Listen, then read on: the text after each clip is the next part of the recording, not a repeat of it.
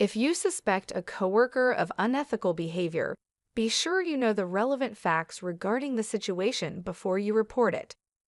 Verify that the suspected behavior is indeed unethical and worthy of reporting. Maintain documentation of the behavior by the individual. Attempt to locate witnesses that may have seen the person perform these potentially unethical acts.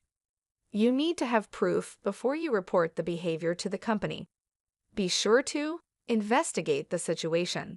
Follow company policy and procedures to report unethical behavior. Consider legal representation to protect you as a whistleblower.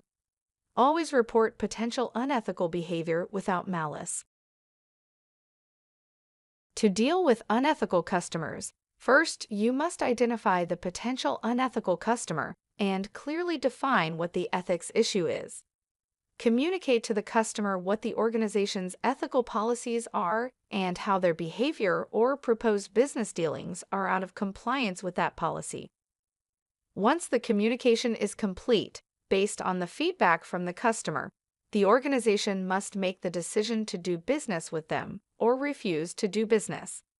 If the decision is made to not do business with the customer, the company's systems should be marked to prevent future dealings with the customer. In an age of social media, it is easy for a customer to leave negative feedback for the organization in retaliation. The company should monitor the various social media platforms to quickly identify any of those reviews so they can be quickly addressed. To maintain an ethical relationship with vendors, a company should investigate 3 things related to the vendor. First, is there someone in the organization that is in a relationship with someone who works with the vendor? And could this relationship be perceived as favoritism for that particular vendor?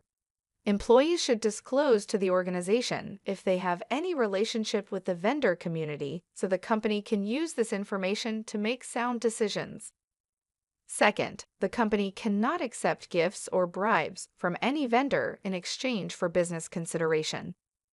While dropping off a pen or notepad with the vendor's name on it is harmless, expensive gifts or fancy dinners may be construed as an effort to sway the company to choose that vendor.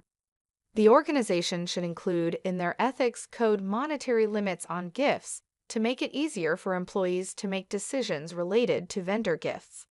If the vendor refuses to comply with the organization's ethical guidelines, the company should make the choice to refrain from doing business with them. Lastly, the organization should review how the vendor conducts their business, because poor operations at the vendor level could potentially reflect on the company poorly. When entering a contract with the vendor, ethical requirements should be spelled out, including items that lead to the termination of the contract. If the vendor is not willing to include such verbiage in a contract, a company should reconsider doing business with them. In the next lesson, we will discuss managing unethical behavior in the workplace.